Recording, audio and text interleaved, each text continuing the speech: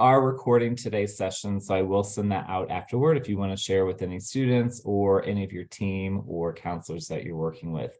But thank you for joining. Very exciting session today on geospatial here at SLU, and very excited to have one of our faculty members, Zach Phillips, with us. Zach, why don't you give us a brief introduction into yourself, kind of how you came to SLU and geospatial? Yeah. So my name's Zach Phillips. I'm an assistant professor here at SLU in the Environmental and Atmospheric Sciences Department. Just a little bit about myself, my career background. I started out in geology as a bachelor's student. I went to Ohio State as an undergrad. I have moved around following degrees. After that, I went out to Central Pennsylvania and did a master's degree at Shippensburg University. And I guess going back 3 years ago now, I wrapped up a PhD at North Dakota State University, where I was studying applied geomorphology for a period of time we call the Holocene, which is the period of time we're in right now. So let's see. Today, I'm going to get you some information on our geospatial programs here at SLU. My email is on the opening slide there, so feel free to shoot me any questions you have. I get questions from prospective students all the time. I am the coordinator of all of our degree programs, so if you have questions about our geospatial offerings at SLU after this session today, please feel free to reach out and ask me any questions. Awesome. Well, sorry, I was just going to say that, thanks, Zach, for your time. And one thing that we always tell our prospective students, our counselors around the world, one thing, kind of bigger umbrella about SLU that I think is really special is the fact that we do have faculty like Zach who can take their time kind of helping, talk about our programs. That's something that's unique at SLU. It's part of our community environment of, being close to our students, being close to our researchers. And we're thankful to have faculty like Zach who take their time to do that. And that is just part and parcel to what we do at SLU. It's, this community environment, and kind of diving into geospatial, Zach. This is at least for a lot of students or people around the world, kind of an unknown field or a new field. And it's this really cool thing we know here in St. Louis, but maybe kind of give us an overview of just what is geospatial and kind of why should students be interested in this kind of emerging field? Yes. So, there's a lot of different answers for what geospatial is out there. That's kind of one of our talking points when we interview new people is what do they and think geospatial is to themselves, because everybody, we all use it for something a little different, because geospatial is not only a science, it's also an applied technology.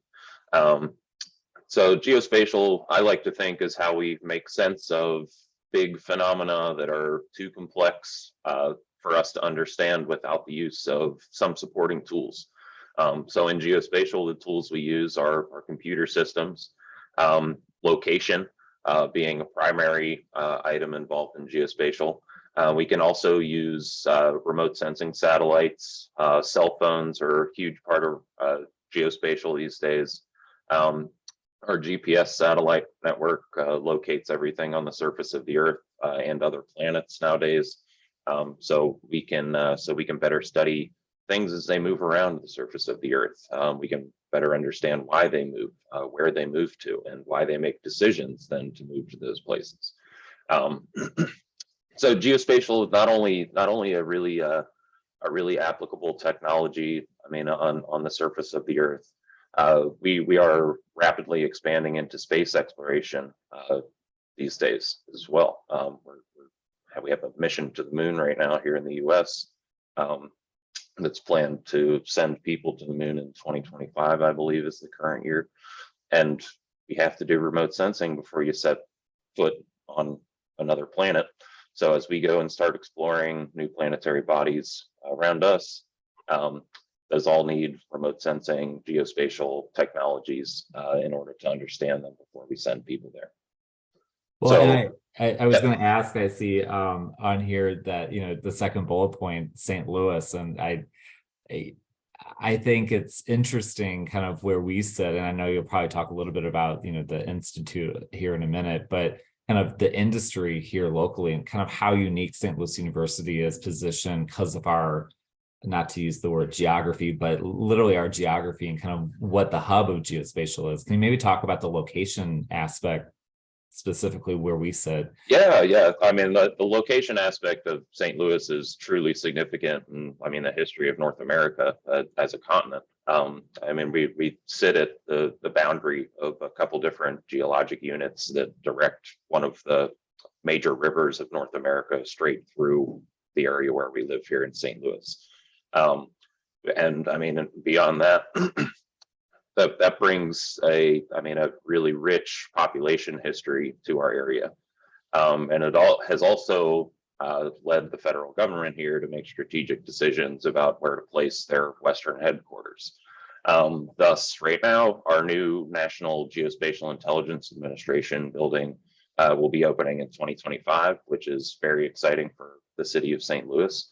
It is a recommitment and an expansion on the federal government's involvement in the city here. And on top of what they currently have right now, because they already do have an office here in the city, but this is them committing their new Western headquarters to St. Louis. So this is really exciting for the geospatial community in St. Louis. Industry is going through a lot of hiring right now, and this will not stop anytime soon. Because with the NGA coming to town, there has been a large influx of money. So a lot of new positions have been funded, and these new positions are bringing new people to the area with new expertise in areas that we didn't have before. So for students, it's a fantastic time to get involved in geospatial in St. Louis. We have a really great community here. We meet monthly on Wednesdays via Zoom and in a building downtown. So you have, if you do come to SLU and you are a student here, you have really great opportunities to network and meet people as a student. So you don't have to worry about doing it after you graduate and you're out looking for jobs, because it's just much easier to make friends and meet people ahead of time. Yeah, so St. Louis University really is kind of at the nucleus of this industry in St. Louis, being kind of one of the hubs for it. So that's really interesting. So kind of looking here, talking about the Geospatial Institute and kind of what we're offering at St. Louis University related to this field and the as you kind of touched on how expansive it touches so many different areas and industries. I think traditionally, if people think geospatial, may think just Defense Department, but it really has so many applications, as you can see here. Yep. Yeah. So I mean, I just going back to myself, I use remote sensing for what we call applied geomorphology. I really enjoy seeing change in the surface of the earth over time and understanding why that happens on different scales. So, I mean, that's just one very narrow example of what geospatial can be used for. So this slide here kind of sets our philosophy for what we teach and what we research in the Geospatial Institute at SLU. So me being on the geomorph side of things, I probably fit under maybe climate change or like disasters. Erosion is a disaster when it happens catastrophically.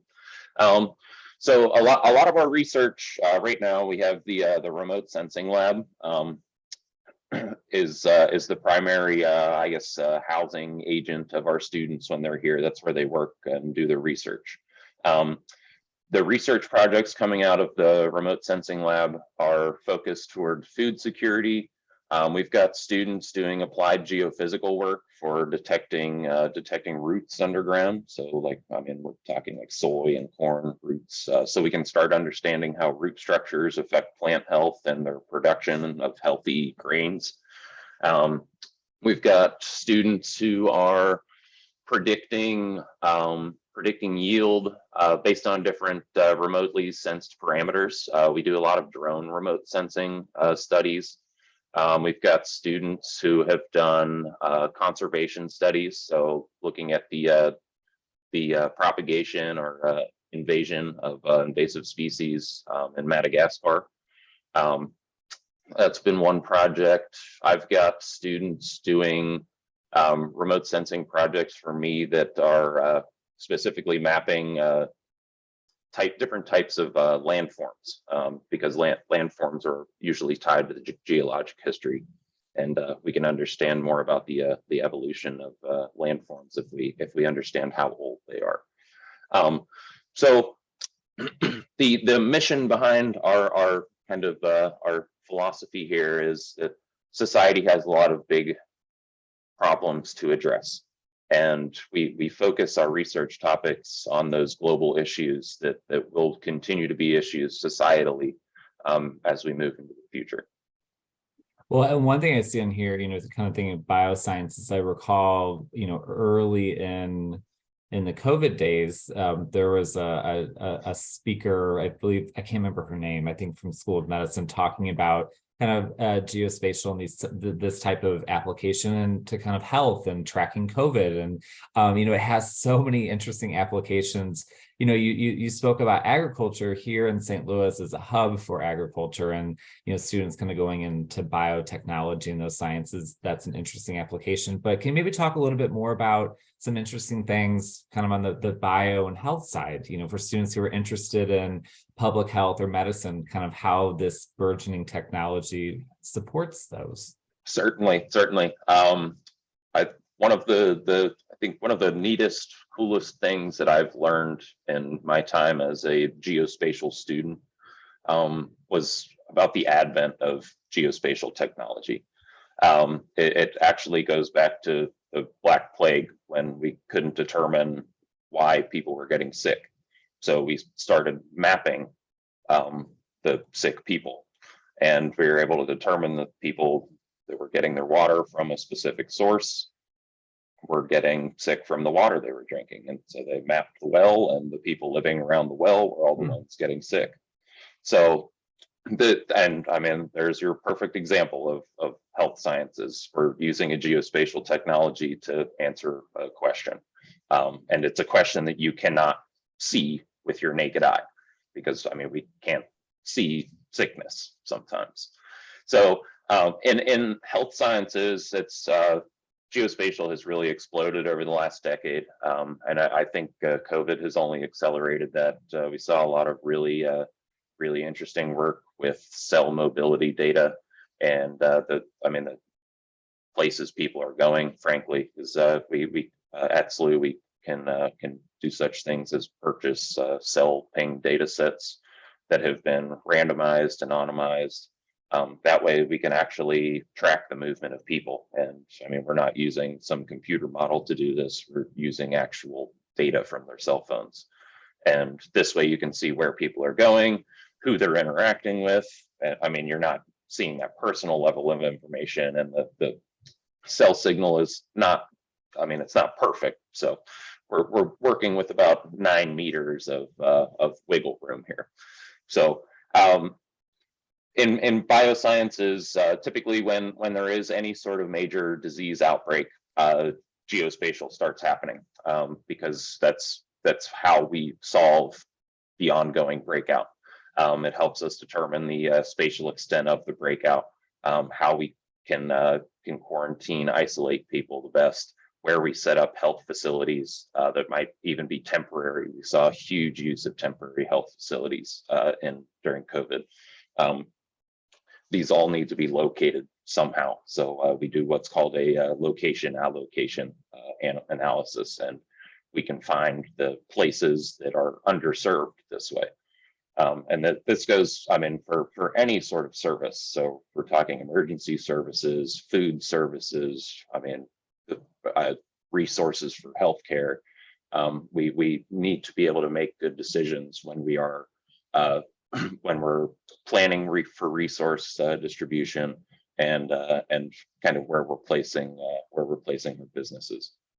Well, and I know we'll talk about research here in a minute, but I think for our students and our counselors around the world, this is kind of a new topic. And I think as people are learning what is geospatial, these are exceptional examples of how it can relate to all these different fields beyond what we may think the traditional fields. And, we have a lot of students, for example, who choose to come to SLU for our strength and STEM programs in health sciences, public health, pre-medicine. I think this is an extra overlay of expertise that St. Louis University offers that really is kind of a shining research example, and kind of this collective nature of the Geospatial Institute, and kind of the interdisciplinary nature. Kind of talking about research and kind of diving into the institution's research capabilities in this area, and kind of maybe how it touches different departments. Yeah. So we are the Geospatial Institute at SLU, which I mean, we are not attached to any single department. So I am an EAS professor. I work with a couple other EAS professors, but we also have civil engineers, computer scientists. There's aerospace engineers that we work with. Oh boy, we have geophysicists. There's people from all sorts of different backgrounds.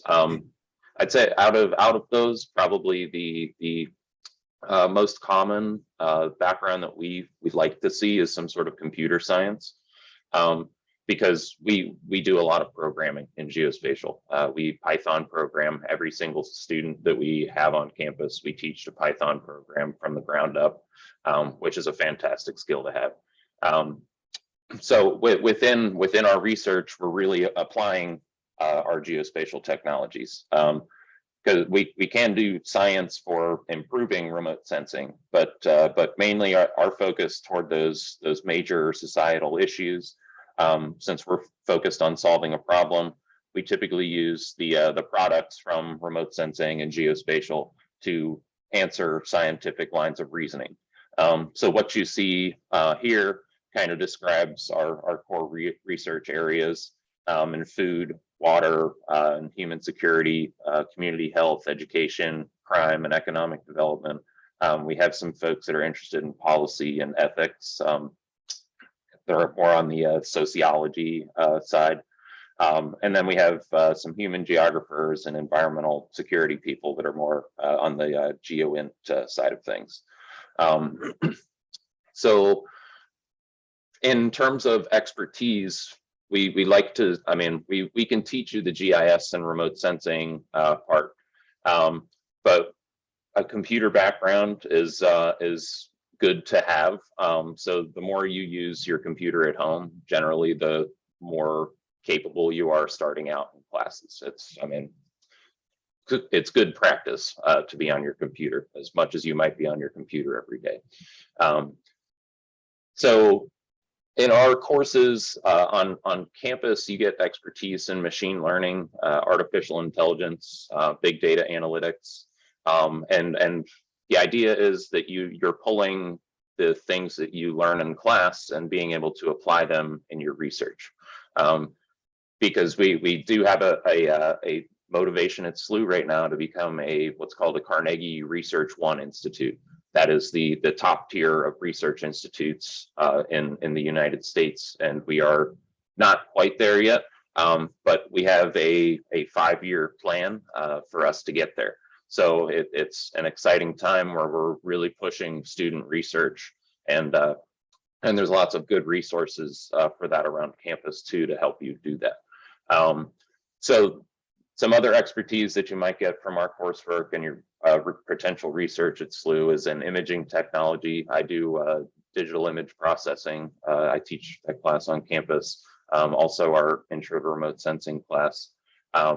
You can take classes in epidemiology or public health. We've got a couple faculty members who are experts in using geospatial toward epidemiology and public health. Spatial demography is another topic. Spatial demography, we can kind of think of this as statistics in space for different demographic purposes. So looking at racial backgrounds, we get a lot of economic data that's tucked in here too. So looking at income, so we can estimate poverty in different places and those sorts of things. Geomatics, essentially how we analyze patterns through space. So another sort of spatial stats sort of field. And then data fusion. Data fusion is how we merge different data sets. And this is actually a pretty big part of remote sensing, because I mean, we have really sophisticated technology, but it's not perfect, and it can usually be improved. And sometimes merging two data sets together can help us improve our understanding of what we're trying to study. So like I said, we see people apply these things in all kinds of different applied fields. Precision ag, right now we're really trying to boost our urban studies here in St. Louis, especially because we don't have much involvement in that area so far. Public health, we have a couple faculty who research in public health, like I said. Social, economic, we have Dr. Sandoval, he's our expert in that area. And then on the policy side, we get plenty of policy help from our NGA friends in this nature. We have a couple research credas from them. One of them having to do with policies over data security and those sorts of things, because there are all sorts of ethical problems that we can ask when I mean, we're sharing your location, because we all carry a cell phone around these days, and it's all attached to a GPS network. So, well, and I think a lot of these areas that, we hear from students, machine learning, artificial intelligence, data analytics are really yep. huge kind of fields, and kind of seeing how this applies. For our guests today, one thing that's special, talking about research, is the fact that at SLU we really promote, research from day one, at the undergrad level, allowing students to kind of be involved or, orbit around research that's happening, to kind of start getting those skill sets, from the moment that they arrive on campus. And again, that kind of goes back to the nature of how our smaller class size, the intimate nature of our faculty to student ratio. It really kind of allows students to dive a little bit deeper into these topics and make those connections with faculty. And, Zach, as you mentioned earlier, kind of in this sphere of geospatial and kind of our connection with NGA and the local industries with the Institute here, it's all about those connections. It's all about moving students through our programs and getting into industry and such a newer field, and kind of talking about the degree programs kind of within geospatial. Oops, I went ahead. Kind of talk about some of the programs that we have related to this, but maybe kind of some of the other programs that are feeding in or are accessing coursework in geospatial. Yeah, absolutely. So that's been my main task since I started at SLU 3 years ago, is developing geospatial programs. So we now have, I'm proud to say, a bachelor's in science in geoinformatics and geospatial analytics. Do not be overwhelmed by the name. This is just it is geospatial. So you take all the take all of our 2000 level classes, and that'll give you basics, the theory and background of geospatial. So this is where you learn the foundational items that are going to build it'll build your essential knowledge. And then in the higher level courses, that's where you get to then apply and show me what you've learned. We also have a master's degree. Master's degree is geographic information science. And we also have a PhD program. So we can handle students at any level, regardless of whether you're coming in straight out of high school or if you are already have an MS.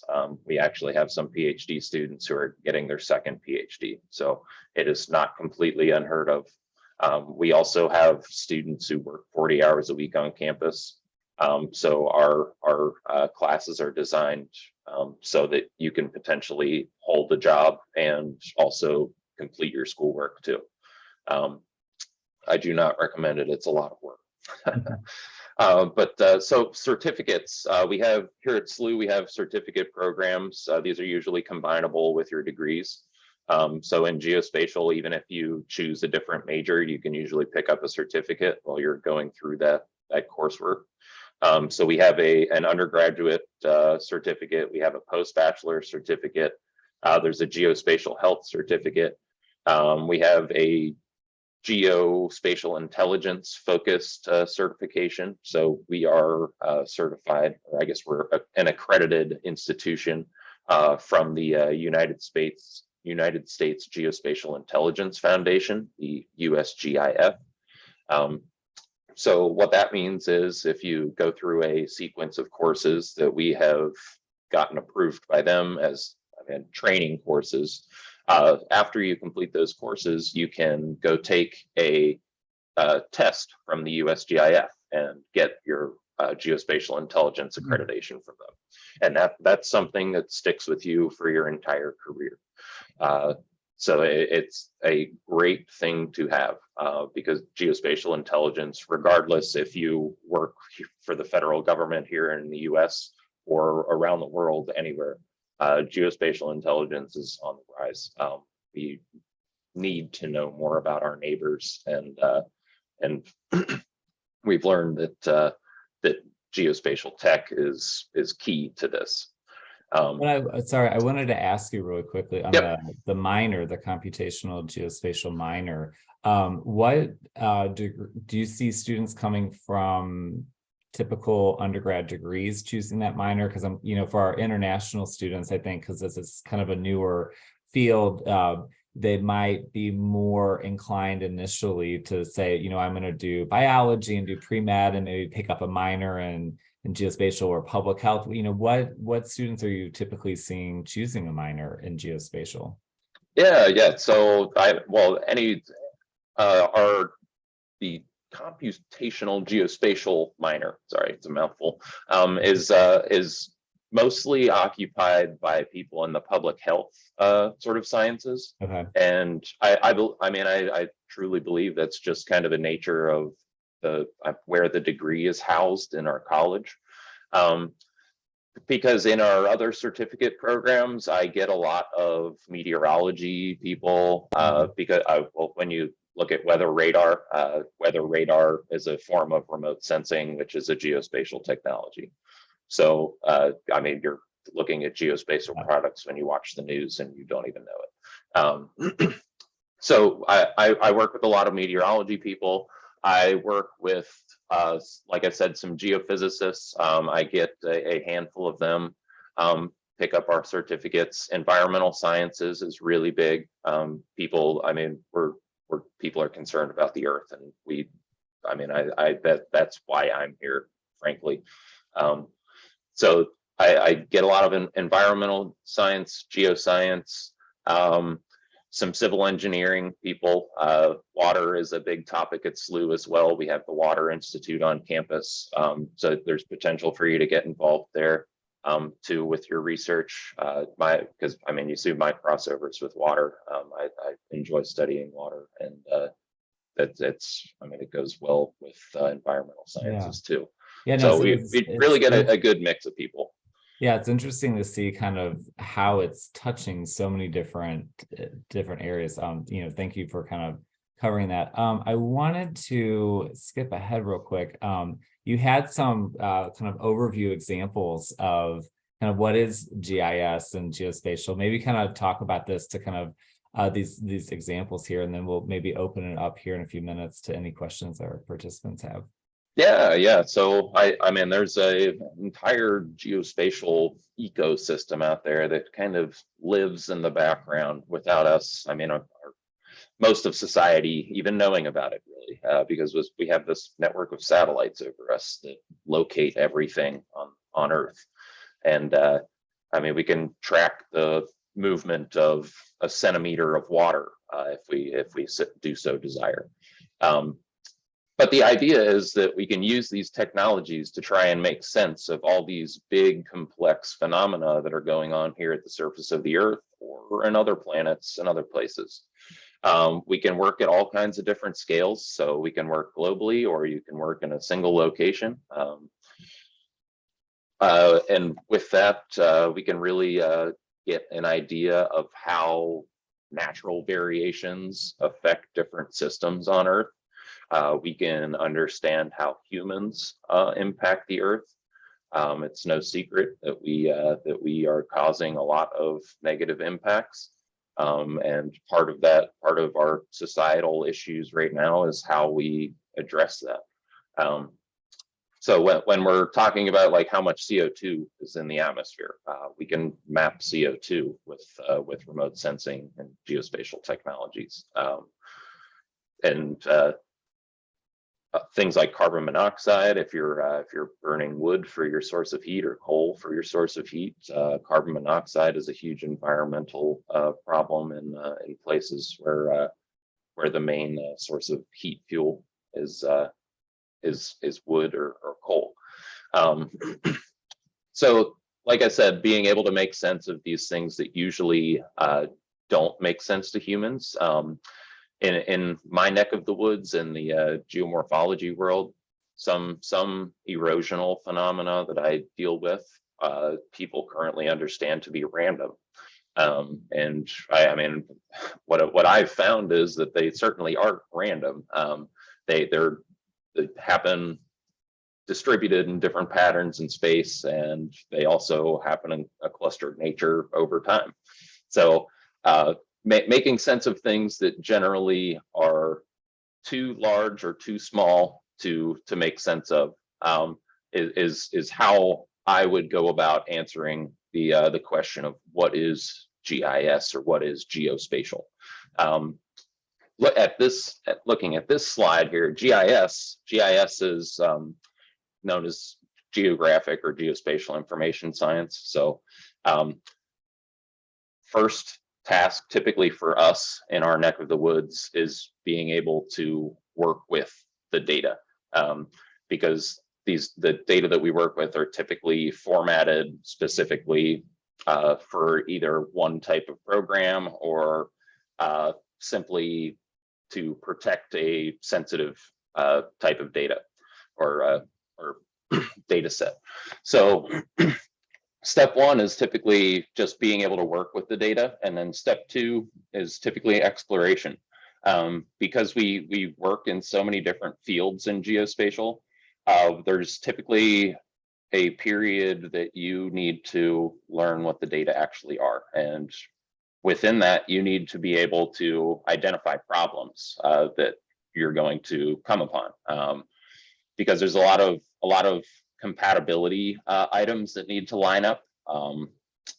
Like I said, your data type has to work in the computer program that you're working on. So sometimes there's an extra conversion step in there. And then you get into your exploration, you open up your table, and what if your table's formatted wrong? And you have to reformat your table, clean that up, and then finally, we can start to do some sort of analysis to make sense of the data. And when I say make sense, this is where we're developing products like, say, your weather radar product that we show off on News Channel every day. That data set, the product that you see, looks completely different when it starts out. It looks like a speckled mess on your computer screen. And through some filtering of background noise, we can come up with this pretty picture that helps us understand something that we couldn't see before, i.e. weather. So that's just another example of how GIS and geospatial can kind of be used as a science and a tool to see things and make sense of things that are hard for us to understand otherwise. Well, and for our students and our teams around the world, I think one thing that is always interesting is maybe kind of talking about the outcomes. Like, what is industry asking, in this field now? Obviously there's the applications to Department of Defense, but kind of, can you talk a little bit about, our connections beyond kind of MGA, and what are employers asking of our students or of you all to produce graduates that have XYZ skills, and kind of where are students going on to working? Maybe talk about a little bit about the employability aspect of this field, and then maybe we'll toss it over for some questions for our audience here. Yeah. So as I've mentioned a couple times, we have a really good geospatial community here in St. Louis. So we do have the Esri offices are here in St. Louis, and if you don't know Esri is the world's largest GIS company. So they work globally. We like to think them as the supercar of GIS. So they are the best, and we use their technology on campus. So our students come out fully versed in the best software available, the latest updates available. We work through all the headaches that go along with those updates. So we have Esri in town. We have remote sensing companies. Maxar is a satellite remote sensing company that has offices in St. Louis here. We also have startup companies like T-Rex that help smaller geospatial companies get going. We have, let's see, there's Lados has an office in town. Pretty much any company that does contract work for the government has an office in St. Louis, because we have the NGA office here as well. Yeah. So Boeing has an office here. They believe it or not, they do geospatial work in their flight planning. Let's see.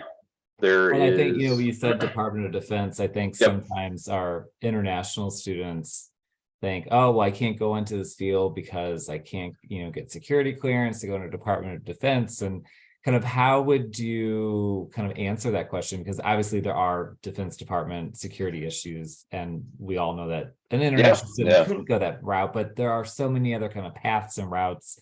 If students are interested in this field or want to kind of orbit around it, we talked about public health and agriculture, but kind of how would you answer that? Yeah. So there is no reason to, not go into geospatial if you're interested. There is always a path ahead for you. I tell this to students all the time. It's not GeoInt or nothing. So if you are interested in geospatial intelligence, that's great. You might not be able to get involved with American geospatial intelligence. That's not a big deal. Because geospatial intelligence it's a global issue when it comes down to it. We all live here in the same planet. We're all part of the same system.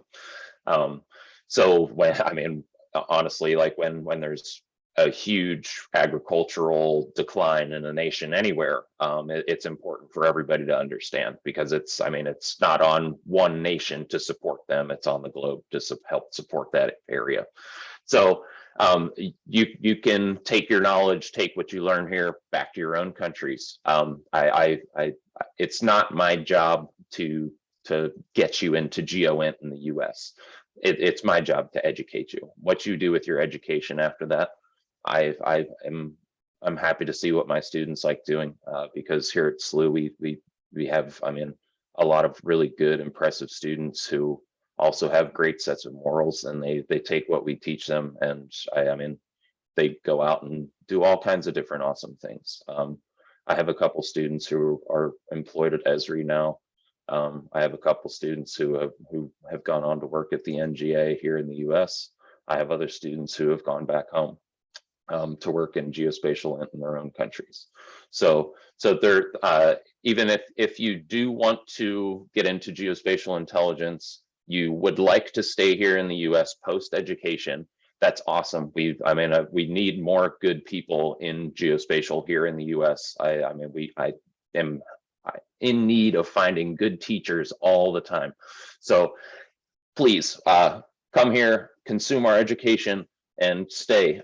We have geospatial intelligence pathways forward for you if you are interested in GeoInt and you do want to stay here in the US. Esri is currently booting up their geospatial intelligence sector in support of the new NGA offices.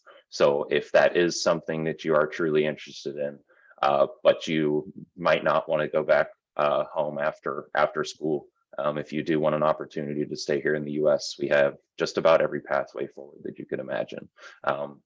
We have the USGS offices, the Geological Society is here in St. Louis. We have, and as you had mentioned earlier, we have the Geospatial Institute here at SLU for a reason, because there's such a big industry here locally, and it's institutional thrust right now of this interdisciplinary nature, having the institute and the work that you're doing. You had mentioned earlier, kind of having more students coming through and the need for more faculty, and it's a really exciting time for us here at SLU, and for your department and all the work that's happening here. I think, for our audience, it's a a topic that I think here in St. Louis we hear a lot about because of NGA, and it's maybe a newer topic for some of our international students. And I think, kind of talking about the industry connections is what's really important on minds of international students who are moving to another country and they want to see that return on investment. I think our challenge with this particular topic is it's a newer field in the minds, and you've done such an excellent job of kind of illustrating how it touches so many different fields. And I wanted to quickly open it up, and if anybody has any questions, do put it in the chat. I know we have a few of our team members from Vietnam. We do see a lot of, students going into biological sciences, health sciences, pre-med. This isn't at SLU strictly to these particular degrees, but, I wanted to ask you, Zach, one last question.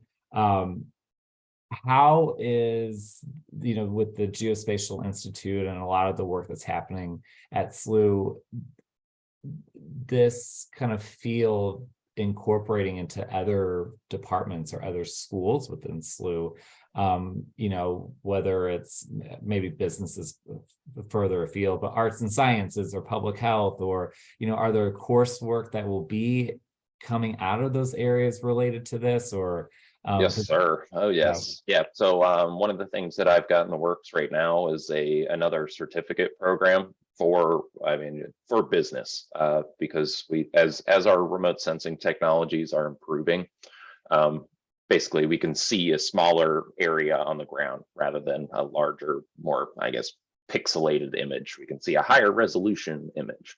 And with that, we can have estimates on whether or not a business has people in it or not, because you can see cars in the parking lot. So within, just one example of application in the business world, but so we have a new geospatial business intelligence certificate that'll be on the books next year, and so we can potentially have some students come over from business classes. Interesting. Okay. Or business degrees. I typically also get some public health students in my classes too. And yeah, I guess I'll stop with that. Yeah, no, that's interesting. Not being, faculty and directly in the field, kind of hearing everything that's happening around geospatial. It's so interesting, and for our audience to kind of know that, SLU is kind of an anchor to this geospatial area, and kind of, having this time for you to kind of talk about what it is really special, and helping kind of put this branding out there for geospatial. I did see we have one question. Let's see.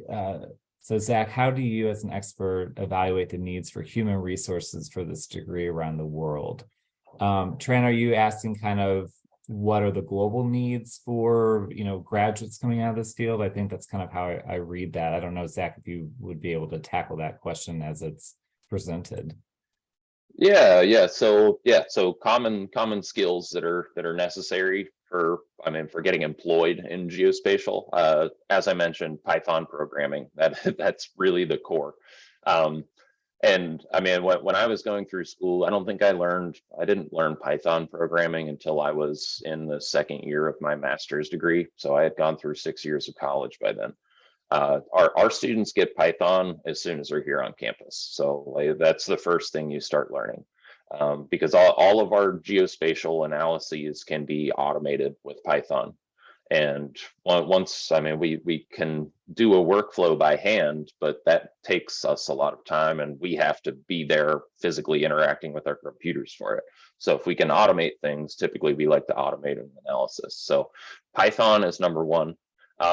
Working with different GIS or geographic information systems softwares would be number two. And then beyond that, there's a lot of wiggle room, because that's when you start getting into different applied areas of geospatial. So if you want experience in remote sensing, I would recommend seeking that out through your degree program. Here, we train people in remote sensing here at SLU, so we can handle that just fine. And then beyond that, there's even more geospatial specialized skills that you could pick up. So things like geodesy, things like radar, microwave remote sensing. There's a number of different specialized fields that you can gain experience in here at SLU. But Well, and I think, sorry. my answer for general purposes is Python and GIS. Those would be two skills that you should focus on most heavily to get employed in geospatial. In Python, yeah, when we talk about data and automation, and I think for this term, this idea, geospatial, this discipline, with it being kind of newer or in the minds, it's not a new field, but newer kind of in typically international students are in those traditional kind of mindsets of law, engineering, business. And the application that you've described for this is everywhere in the world. It's in so many different industries, whether it's agriculture, public health. Obviously, there's more the traditional sense of the discipline. And I think, when we're working with students that are kind of tippy-toeing into these waters, there's a lot of applications, and I think it's evolving as well. So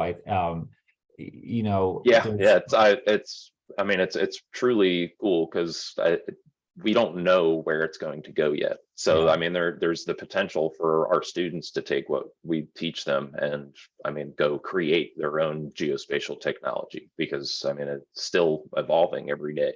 And it's an extra thing that we have here at SLU that I think students can come, they can learn, they can do the minor, they could do a double major, they can do the degree itself, that isn't really offered at a wide scale of, let's say, going into international business. There's a lot of international business programs, but SLU really does have a kind of an ownership over this area, probably more than many other institutions. And whether they're looking specifically at it or kind of orbiting around this field, it is such a phenomenal kind of extra on their resume that can kind of push students in this advanced technology, this advanced field, this kind of data analysis. So I think, this has been illuminating for me, Zach, personally, because, we hear a lot about geospatial at SLU, and I'm really thankful for your time today. Just wanted to see if anyone else had questions. In the meantime, if you don't, what I'll do, I have this recording. I will share it to all the registrants. Do please share it with your students. If you are a student interested in this field, do let us know. We would, love to have your application, get you through the process and get you here on ground. And for all of our regional teams and our counselors around the world, thank you for taking time to watch, this recording and to join the session. I will make it available to everyone so we can share all of the great news about geospatial at SLU and all the great work, Zach, that you and the faculty and our student researchers are, involved in. I think, part of the mission here at SLU is kind of the impact that we, myself as staff, Zach, you as faculty, our students kind of going out into the world and making the world a better place. This is truly one of those disciplines that is really impacting the world on a huge kind of micro ways and really big ways as well. So I'm thankful for all the work that you're doing, Zach, and hopefully that you'll round out the semester in a really good way. And to all of our attendees, thank you so much for joining. Zach, I don't know if you had any kind of final words to leave our audience with today. I do not, rather than saying thank you for your time this morning, and thanks, Ryan, for setting this up for us all. Yeah, awesome. Well, Zach, we'll see you soon. Thank you so much. And to everyone, hopefully we'll see you on campus very soon. Thank you. And I will share this momentarily. Take care. Bye-bye. Great. Bye.